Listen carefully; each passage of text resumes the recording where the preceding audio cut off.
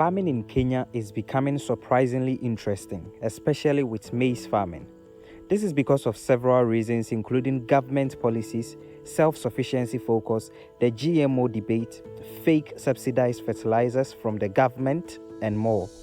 In this video, we will discuss more of these topics and the business opportunities in maize farming today. Please subscribe to the channel if you have not done so already, and let's kick right in. In 2022, Kenya produced 34.3 million bags of maize, and I mean the 90 kilogram bags. And in 2023, all of a sudden, the country produced 48.6 million bags. That is about a 40% jump from the previous year. And that generated a revenue of about 200 billion shillings to the country, which is almost about a 52% increase from 2021. That impressive growth in just 1 year wasn't a coincidence. The Kenyan government under President William Ruto introduced the fertilizer subsidy program in September 2022 to address high global fertilizer prices that was caused by the Russia and Ukraine conflict and to boost agricultural productivity. The policy reduced the price of a 50 kilogram bag of fertilizer from 7,500 shillings to 2,500. Speaking at Bonje area in Mombasa County, Principal Secretary, State Department of Agriculture, Dr. Kiprono Rono, said the government plans to cater close to 7.5 million bags of fertilizer. The PS further says the farmers will buy the fertilizer at 2,500 shillings per 50 kilograms through National Cereals and Produce Board and other producers certified by the government. This included all the crucial fertilizers like DAP, CAN, and NPK. Aside all of these, in February this year, the government fixed the prices of maize seeds for the 2025 planting season at the 2024 levels, which is 210 shillings for a 1 kilogram pack. And with that, research estimates that in the 2025-2026 season, the country will be able to produce about 4.5 million metric tons of maize. This much production can cater for all the country's consumption needs and even export some. Everyone is praising the Kenyan government on this one. On the subsidies, I welcome his remarks about the subsidies. However, critics also have theirs to say. In 2024, the Kenyan government confirmed the distribution of quote-unquote fake fertilizers through the National Cereals and Produce Board. In the latest turn of events, the government has admitted that there has been substandard fertilizer in the stores of the National Cereals and Produce Board in the guise of subsidized fertilizer. The government immediately responded by suspending KEL Chemicals, the company involved in the scandal.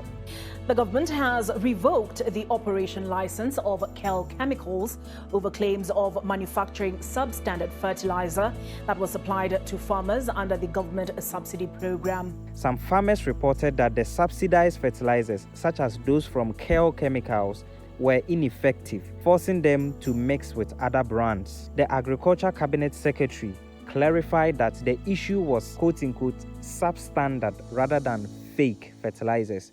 But this did not quell the public outrage. Others too alleged that the urea fertilizers intended for the subsidy program was being diverted by private investors for profit. So this reduces the availability of subsidized fertilizers, forcing farmers to buy from private vendors at higher prices. Guys, let me know what you think about the subsidy program in the comment section. But I personally think the program has been successful. Look at the data, right? There was almost 40% increase in maize production just the year following the program's introduction. And I can tell you that Kenya is doing way better compared to some of these African countries. Look, Nigeria's Presidential Fertilizer Initiative program and Ghana's Planting for Food and Jobs program were almost a complete failure. Nigeria's Presidential Fertilizer Initiative provided locally produced fertilizers to farmers at a subsidized price of equivalent to about 6,000 shillings, which is like Kenya's unsubsidized fertilizer prices. Look, if you're a farmer in Kenya right now, take advantage of this before it is too late. Maize farming is becoming very lucrative now in the country. The rest of this video will be dedicated to teaching you how to start maize farming in Kenya and how to create a sustainable business around it. Here is a detailed step-by-step guide on maize farming that has helped thousands of people around the world. Guys, pay attention to this part. I promise it will help you so much.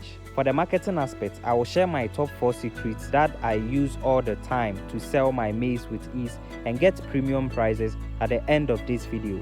So hit that subscribe button and let's dive in already. Here is how much you will need to start a 1-acre maize farm in Kenya. Let's assume that you are planting in the long rain season and you already have a land. Labor cost for clearing or weeding the land will cost you about 1,500 shillings. Plowing will cost you about 3,000 shillings per acre.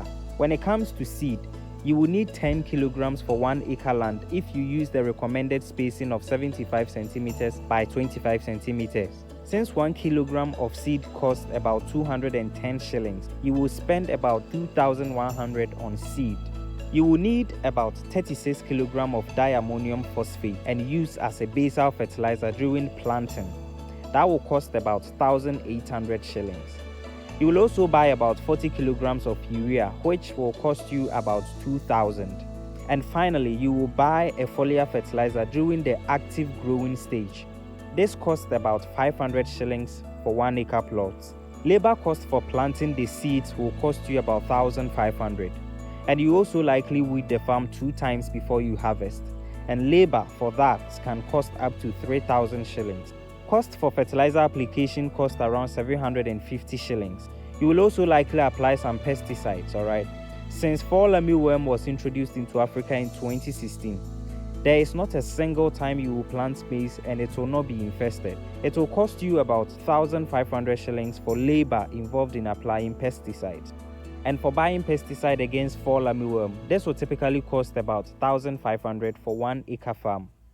Manual labor for dehusking and shelling will cost you about 3,500 shillings after you harvest. In all, you will need a total of at least 23,000 to produce maize on 1 acre plot. Let's leave some room for unexpected costs that may arise, so at minimum, budget about 30,000 shillings for a 1 acre maize farm. Now let's look at how much you can make in revenue from this business. According to the government reports and statistics, the average yield of maize plantation stood at 22.8 bags per hectare as of 2023. This means that your 1 acre farm can produce approximately 10 90 kilogram bags. Now, the farm gate price for the 90 kilogram bag stands at 4,000 shillings. And if you sell your maize at this price per each bag, you will make a revenue of 40,000 shillings. If you take out your expenses of 30,000, you will get a profit of about 10,000 shillings. And that is over 33% profit returns on your investment, which is very good if you ask me, knowing that you just planted 1 acre and it takes only 3 to 4 months to harvest. And also remember that you can do some of the work yourself and reduce your expenses. Example, you can choose to do the planting or the fertilizer application by yourself. That way you will reduce your expenses drastically, which will in turn increase your profits. Now that we know how profitable maize farming is, let's go ahead and talk about the main reason why we are here.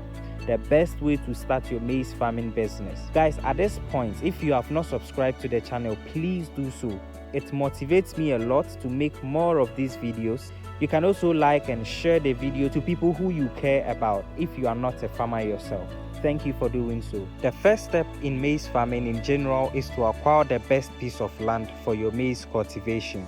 How large the size of land should be depends on you, but I recommend getting a large piece of land if you really mean business. However, if you only have a small piece of land, it shouldn't stop you from doing something. Preferably, get a deep, fine structured, well aerated, well drained loamy soil type of land that are rich in organic matter. This is proven to give the highest yield from maize plantations. Okay, choosing the land isn't difficult at all. Once you have settled on the land, it's time to start preparing the land for cultivation. And one mistake people keep doing in their farms is they jump straight to planting whatever they want to plant without preparing the soil first.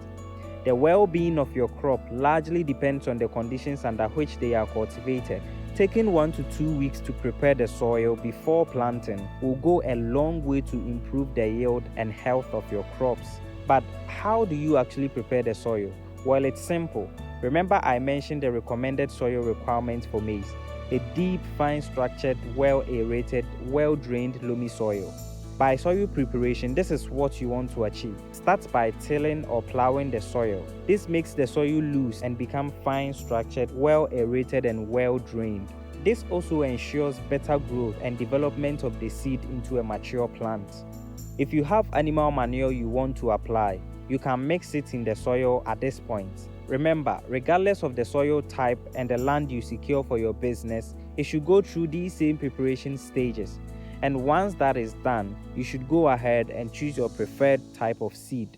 About the seed though, there is a serious controversy around local seeds versus genetically modified seeds, aka GMOs. Back in 2012, the government banned GMO imports over health concerns. But in October 2022, President William Ruto lifted that ban to combat food shortages after the tough 2022 harvest of just 2.9 million metric tons of maize. Those who support GMOs say that GMO maize could improve yield by 20 to 40% and cut pesticide costs.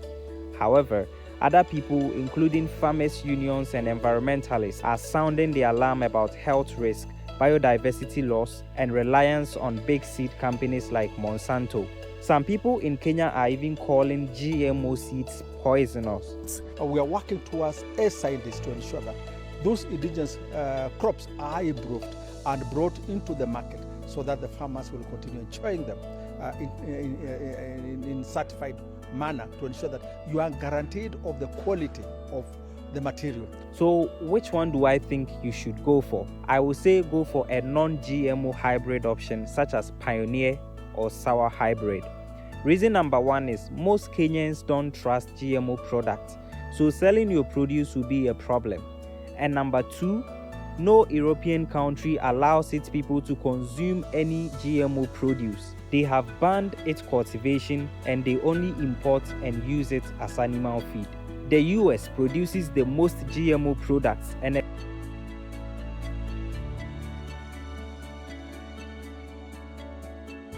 to be on the safe side, stick with local hybrids. But you should also be careful when choosing your hybrid seeds because some of these seeds are manufactured such that after you cultivate and harvest, you cannot grow the seeds again. You need to buy new seeds after every growing season. If you do, it's either the seeds will rot in the soil or will germinate but cannot grow well. And I will not mention any specific products for obvious reasons, but do your own digging and avoid these seeds. Once your seeds are ready and your land is prepared, let's go ahead and start sowing the seeds. Plant maize seeds at a depth of about 1.5 to 2 inches in the soil. Optimal plant density varies, but it is recommended to plant 18,000 to 30,000 plants per acre, depending on the specific maize variety. Now, maize is a warm season crop, so plant seeds when the soil temperature reaches at least 50 degrees Fahrenheit or 10 degrees Celsius for proper germination. The best temperature for germination is 75 degrees Fahrenheit or 24 degrees Celsius. The population of maize plants on a piece of land is also an important determiner of the plant's health. Adequate row spacing is essential for proper air circulation and sunlight exposure. The recommended spacing is typically 75 centimeters between rows and 40 centimeters between plants within a row.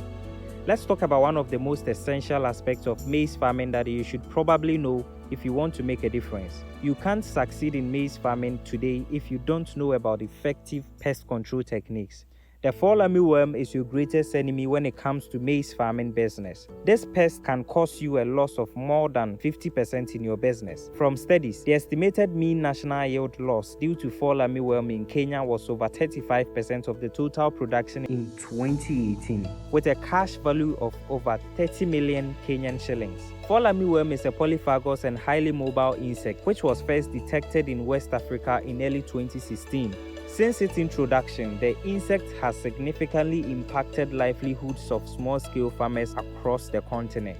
It is possible to control them, but expensive. Here is how you do it. After 4 weeks of germination, start visiting your farm frequently and look for signs of infestation. This ensures that you detect it early, as it is key in preventing excessive loss. Once you see few plants infested, there are 3 classes of pesticides that are proven to be very effective against fall armyworm. The first group is spinosines. This class of insecticide works by disrupting the nicotinic acetylcholine receptors of the insect's nervous system. This mechanism of action makes this class of insecticide very selective in destroying the target insect and leaving the beneficial predators. This is helpful as it doesn't kill all the microorganisms in the soil as part of the target insects. Spinosines does not destroy only matured insects but also their larvae and eggs. Some examples of this class are anthrust and success new. We also have the ivermectin benzoates. It works by penetrating the leaf tissue and forming reservoir within treated leaves, which provides residual activity against pests that ingest the plant substance when feeding. Examples of ivermectin benzoates you can use to control fall armyworm are Affirm and Proclaim. The last class of insecticide I personally find effective against fall armyworm is the chlorantraniliprole group.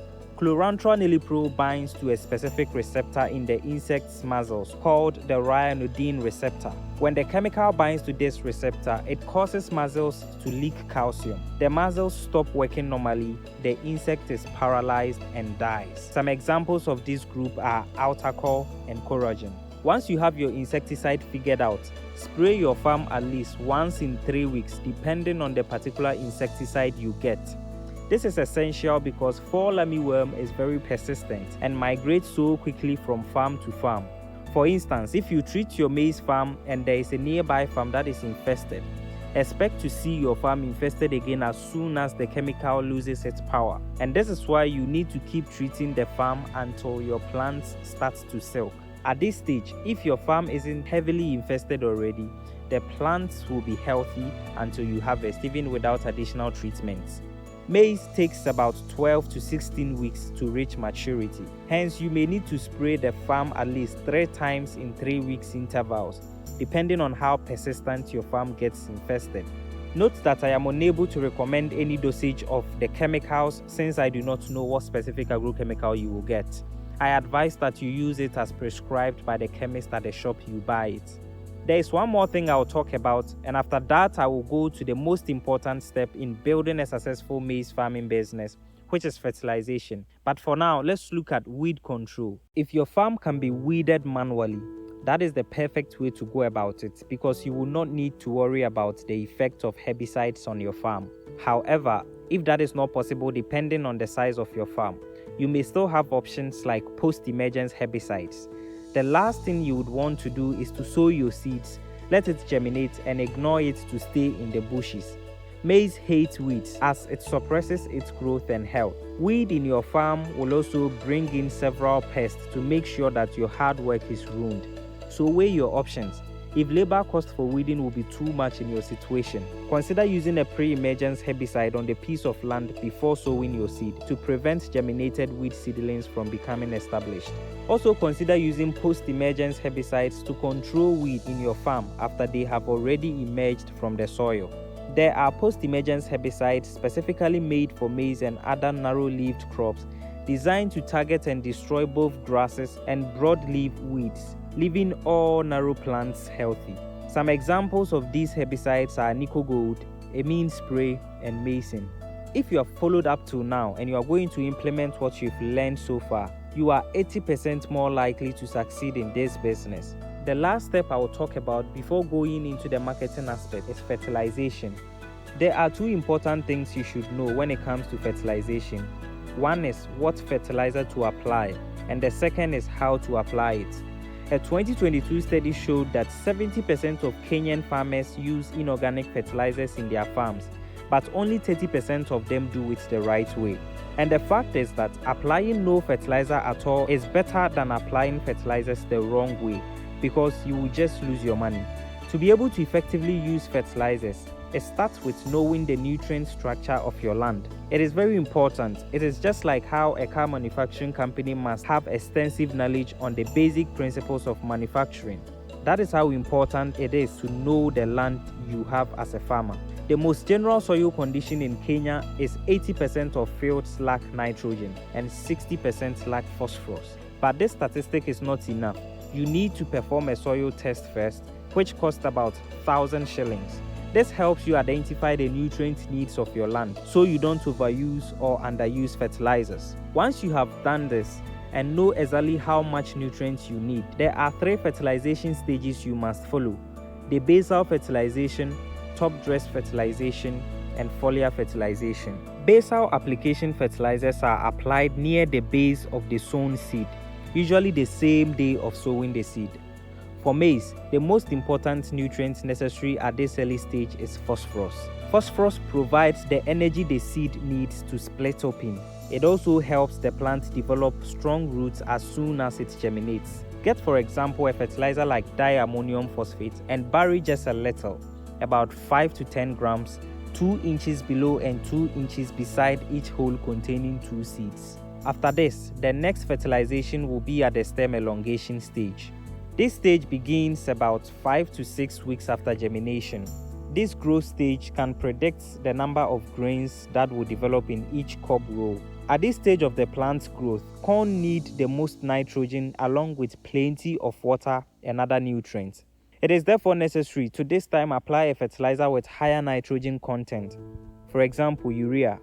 This fertilizer provides the most nitrogen for plant when it needs it the most. It is applied by spreading it around the plants. However, do not pour it very close to the plants because it can burn it. The last fertilization that is also very important is foliar fertilization. Foliar fertilizers are liquid fertilizers containing key micronutrients that plants require to yield big and healthy fruits. The key macro and micronutrients maize require to produce big fruits are potassium, manganese, copper, zinc, boron, and molybdenum. One of such fertilizer is the Yara Vita Crop Lift Bio. Foliar fertilizers are applied as a spray to the leaves and stalk of the plant. The nutrients in it gets absorbed into the leaves right away and the plant starts flourishing. The time to apply this fertilizer is when the plant is actively silking. Now, note that this is not the only way to go about it. You may have other ways you have done this, and I would love to know about it in the comment section. What I have taught you so far has proven to be very effective and has been replicated by many farmers around the world. And I'm confident it will give you same results if you follow it carefully. Now, the marketing aspect. The first question you should ask is, how is maize used in Kenya? Research shows that about 70 to 80% of the country's maize production goes into household consumption, and 15 to 20% goes to animal feed processing. With this in mind, here are the 4 most effective ways to sell your maize in Kenya. Number 1. Food processors. Have you thought about the fact that almost every shop, bar, and restaurant across all the regions in the country procure some amount of maize for their daily operations? The only thing it takes to start working with these business entities is reaching an agreed price that works for both of you. If you are able to reach a better deal with them, for example, sell to them at the farm gate price, they would definitely turn their backs on all previous suppliers and start working with you. This doesn't necessarily mean settling for low prices. However, compromising a little in price and getting huge amounts of sales will still bring the cash you want in your pockets. Number 2 is local markets. Local markets and retail shops are another great way to get your maize into the market. These are the places people turn to when they need home stuff and food stuff urgently. That is a good opportunity to showcase your produce to a lot of people who may potentially be customers. You need to dry your maize to less than 13% moisture, sort to remove low quality ones, package it in 90 kilogram bags, and engage with retailers who will buy from you and sell. In my experience, you usually get better prices when you sell your produce this way. You will not get anything less than the wholesale price. Number 3, you can sell your maize to the Kenyan government. The Kenyan government purchases maize from farmers through the National Cereals and Produce Board to build the strategic food reserve and stabilize food supply and prices. If you want to sell to the National Cereals and Produce Board, dry your maize to less than 13.5 moisture content. Test it for aflatoxins and deliver it to their depots across the country. They buy the 90 kilogram bag at a stable price of 3,500 shillings. The last option I'll talk about is animal feed mills and animal farmers. As I mentioned earlier, livestock feed is one major area the Kenyan maize goes into.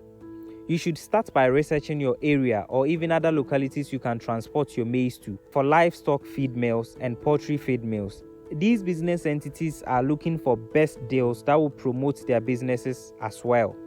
Go to them and reach an agreement with them and start supplying them your maize. And with that, I have given you the secret I use to sell my maize every time. What can you do to help me in return? What you can do right now is to subscribe to this channel, like the video, comment and share to anyone who may need it. That way YouTube will show my videos to many more people. On that note, go ye forth, grow and prosper in your dealings.